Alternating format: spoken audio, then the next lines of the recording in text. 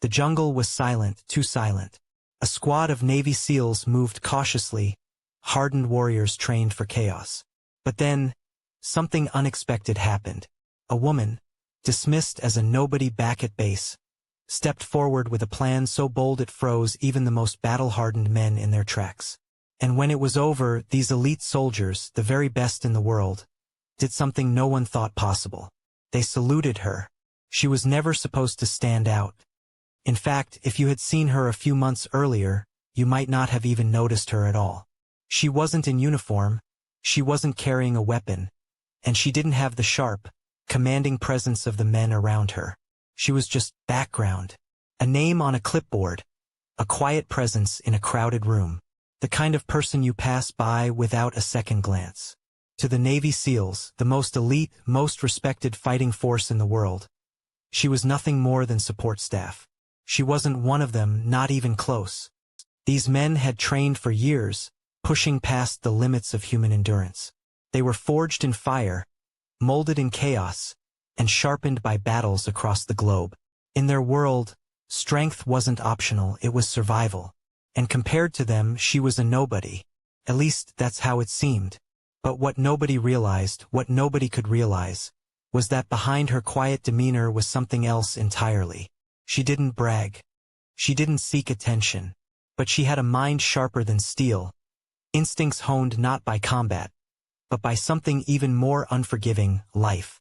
And sometimes life teaches lessons no military training ever could. Still, to the SEALs she was irrelevant. At briefings, she sat in the back, unremarkable. In the field, she was told to stay out of the way. Her job wasn't to fight. Her job wasn't to lead. She was there for logistics, for coordination, for the kind of details nobody noticed until they went wrong. And in a world where bullets flew and lives were decided in seconds, details never seemed to matter until the day they did. That day began like any other. The squad was gearing up for a mission in terrain that would make even veterans grit their teeth. Dense jungle, unpredictable weather, and an enemy that knew the land better than anyone else. For the SEALs, it was another dangerous day at work. For her, it was just another chance to stay unnoticed. At least that's what she thought. Because fate, unpredictable, unforgiving fate, was about to push her into the center of everything. A single twist of circumstance would place her in a position where hesitation meant death, where silence meant failure, and where one decision could change the outcome of the entire mission. And when that moment came, the men who had dismissed her as a nobody would watch in disbelief as she did the unthinkable. But before we get to that moment, the salute heard around the world, we need to understand who she really was, what made her different, and why destiny chose her of all people. This is where her story begins. The mission was simple on paper. Insert at dawn, move through the jungle under cover, secure intelligence, and extract before the enemy even realized they were there.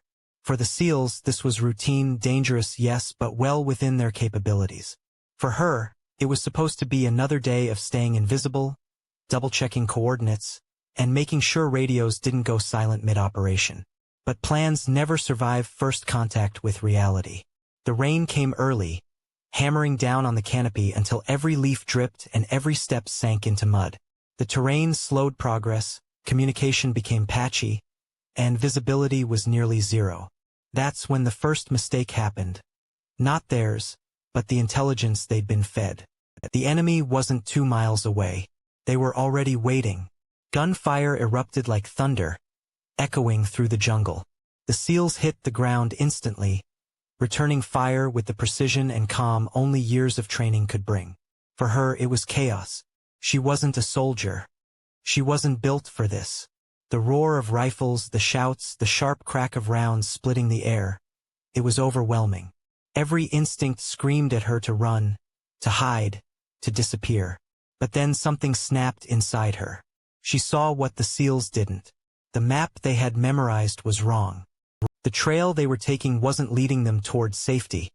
It was funneling them into an ambush. The enemy wasn't just ahead. They were circling, boxing the team in. If they kept fighting forward, they'd be surrounded and wiped out within minutes. Her hands trembled, but her voice did not.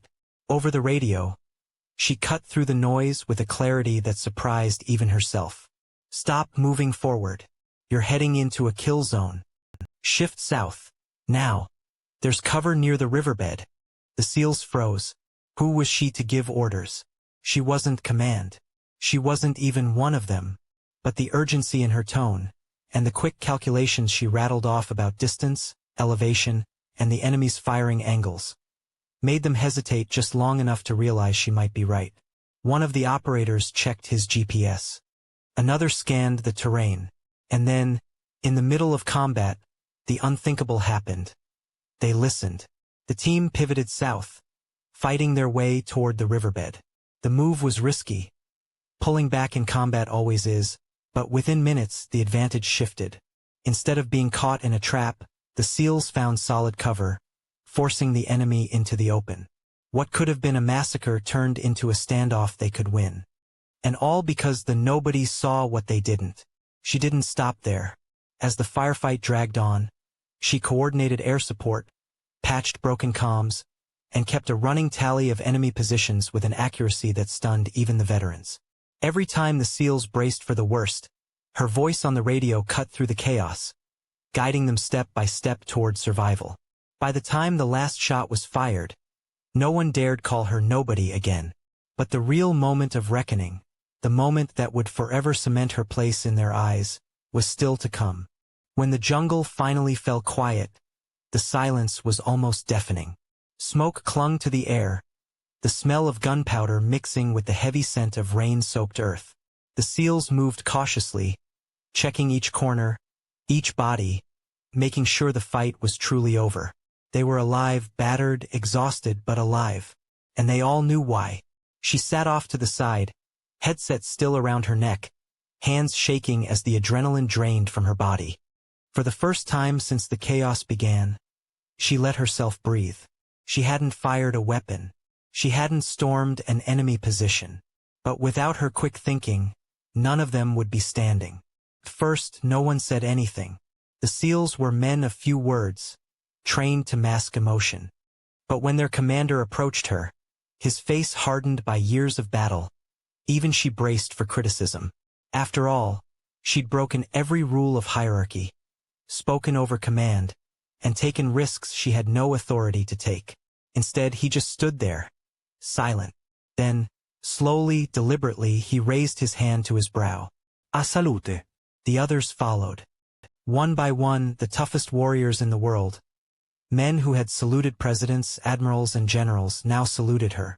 The woman they had called a nobody. She didn't know what to do. Her eyes widened, her throat tightened, and for a moment she felt smaller than ever. But then it hit her. They weren't saluting her rank. They weren't saluting her title.